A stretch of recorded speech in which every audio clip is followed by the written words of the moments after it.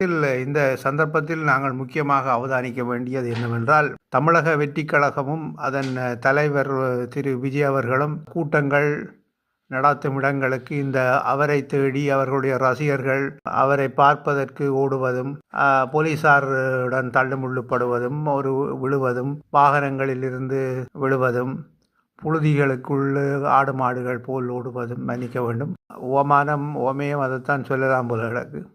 இதுகளை எல்லாம் பார்க்கும்போது சில பேர் மீம்ஸுகள் போடுகிறார்கள். செம்மறி பட்டிகளை ஒரு பக்கம் ஓட விடுவதும், அதே போல் மேலே அந்த காணொளியில் இந்த இளைஞர்கள் சிறுவர்கள் ஓடுவதையும் காண்பித்து அவர்களை கொச்சைப்படுத்துகிறார்கள். இந்த தமிழக வெற்றி கழக தலைவர் விஜய் எந்த நோக்கத்துக்காக அரசியல் துவக்கினாரோ எங்களுக்கு புரியவில்லை. அவர் பெரும் சமூக குப்பைகளை உருவாக்கி கொண்டிருக்கிறார் என்றுதான் கருத முடிகிறது. ஏனென்றால் அவர் ஒரு மக்களை நல்வழிப்படுத்தக்கூடிய, அரசியல் விழிப்புணர்வை ஏற்படுத்தக்கூடிய ஒரு பேச்சாற்றல் உள்ளவராகவும் தெரியவில்லை. அந்தளவு ஆற்றல் அவருக்கு இருக்கிறது ஒன்று புரியவில்லை. சில பேர் அவருடைய கட்சியில் இருக்கும் கணிசமான அங்கத்தவர்கள் கொஞ்சம் பேச்சாற்றல் உள்ளவர்களாக இருந்தாலும் அவர்களுக்கு அரசியல் தெளிவு குறைவாக இருக்கிறது.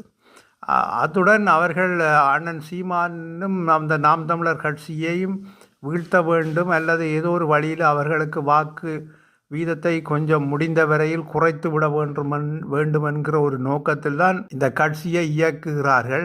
அதற்கு விஜய்க்கும் துணை போகிறார்கள். இந்த விஜய் அவர்களும் இதே திட்டத்துடன் தான் இந்த கட்சியை ஆரம்பித்தது.